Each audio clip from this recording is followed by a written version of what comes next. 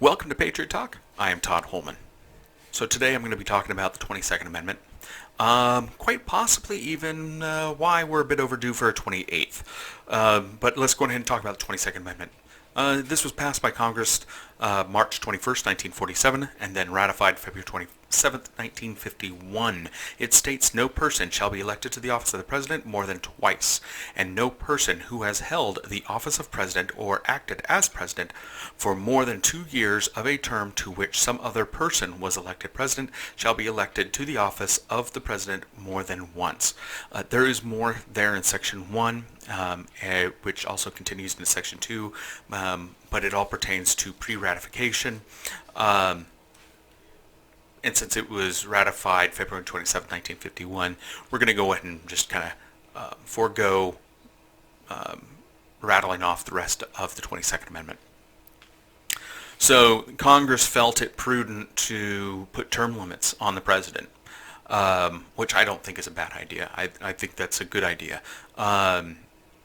So if a president were to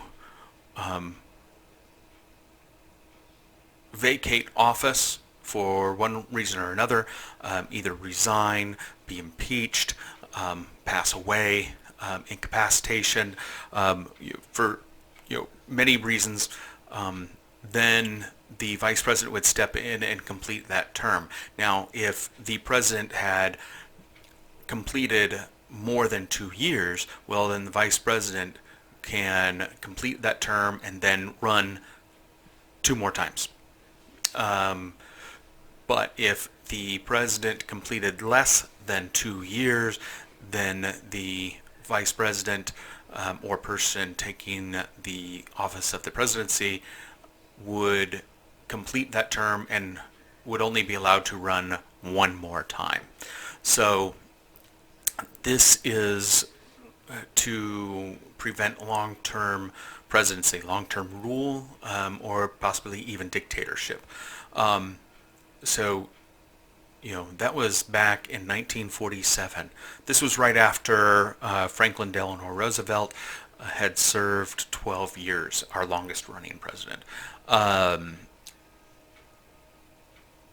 Congress felt it necessary to put term limits on the president, but not themselves. So that's why I'm going to start talking about maybe we're a bit overdue for a 28th Amendment. So the last amendment that was presented by Congress was actually the 26th Amendment. It was passed March 23rd, 1971, ratified July 1st, 1971, but the 27th Amendment was originally proposed September 25th, 1789, and ratified May 7th, 1992. And it's very interesting. It says no law varying the compensation for the services of the senators and representatives shall take effect until an election of representatives shall have intervened. So 27th. So now, why 28th? 28th. The 28th Amendment, as far as I'm concerned, would truly be something to the effect of term limits for Congress. So, if we look at our Congress right now, we have, approximately 41.7% of our sitting Congress today have served 10 or more years on Capitol Hill. 16.7% have 20 or more years on Capitol Hill in Senate and the House. People talk about, the problems in our government. People talk about who's to blame. Oh, it's the president. It's the president. The president's to blame. The president's to blame. Why don't we actually take a look and, and see who's been sitting on Capitol Hill for this long. So, you know, a lot of people just sit here and assume, oh, Pelosi and Schumer. Well, you know what? Chuck Schumer, he's been there for 40 years, a total of 40 years. He started in 1981 in the House, and then in 1999 was elected to Senate.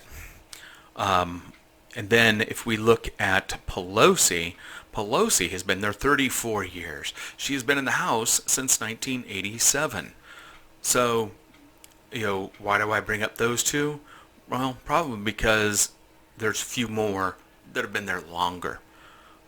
The longest sitting representative we have is Don Young of Alaska. He has been in the House since 1973. 48 years. 48 years. He's a Republican in Alaska. You know, doesn't matter what their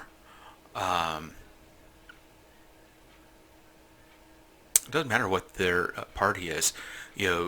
That type of service is a bit excessive. If you want to look at what's wrong and why things aren't getting done, let's look at these individuals that have been there for this long. Let's look at Chuck Grassley, the Republican senator from Iowa. He started in the House in 1975 and in 1981 was elected to Senate. He's been there for 46 years on Capitol Hill. 46 years. Yeah, that's crazy. He's been there since I was born. Let's look at Patrick Leahy of Vermont, Democrat of Vermont. He's been in the Senate since 1975, 46 years.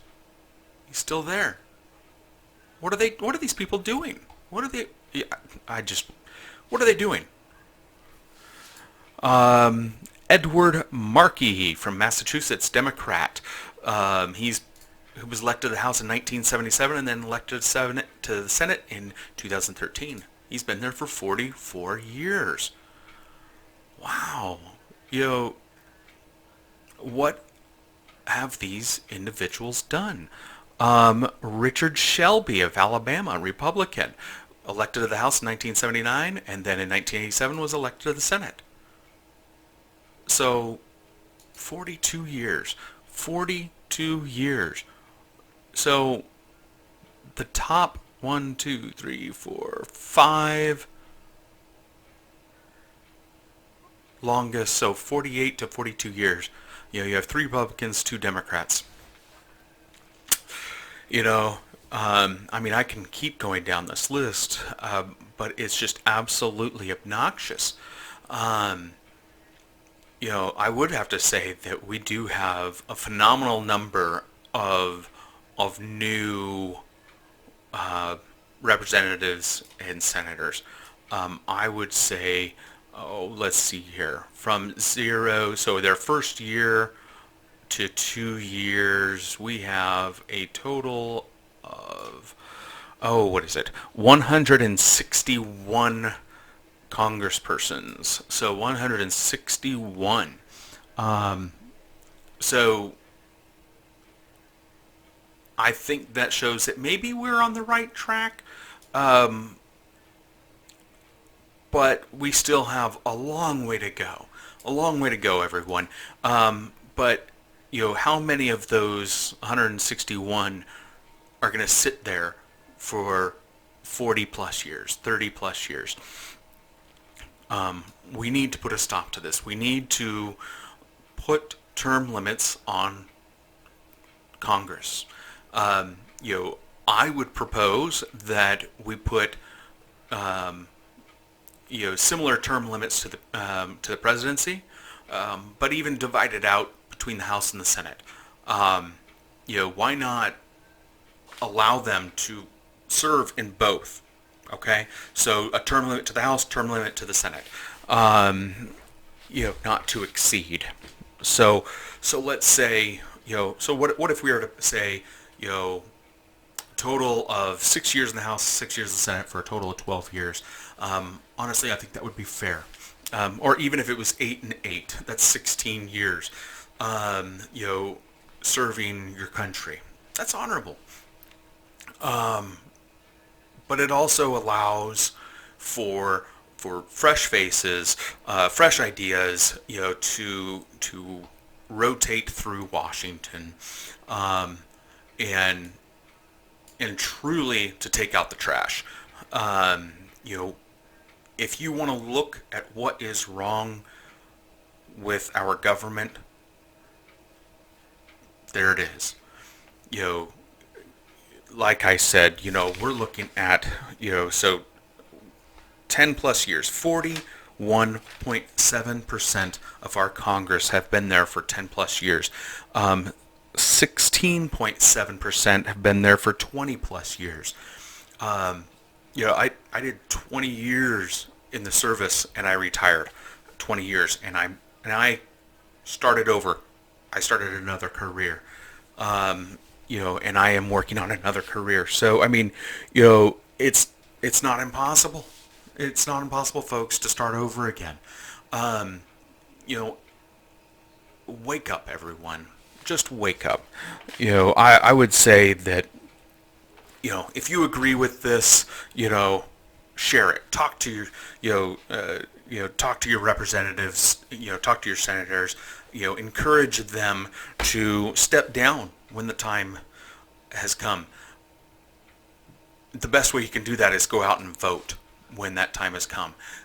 Don't sit there and vote because that's the person that's always been doing the job. They're not necessarily doing a great job. And I'm not saying that, every single one of these individuals at 10 plus years have done a crappy job. Some of them have done a wonderful job. But when you look at how long we've been having problems, and then see how long these individuals have been sitting on Capitol Hill, it kind of makes sense that, maybe we just found our problem. Just maybe the problem is not necessarily in the Oval Office, but on Capitol Hill. So, wake up. Just wake up, everyone. Go out there, go vote. When these individuals have, outlived their stay, vote them out.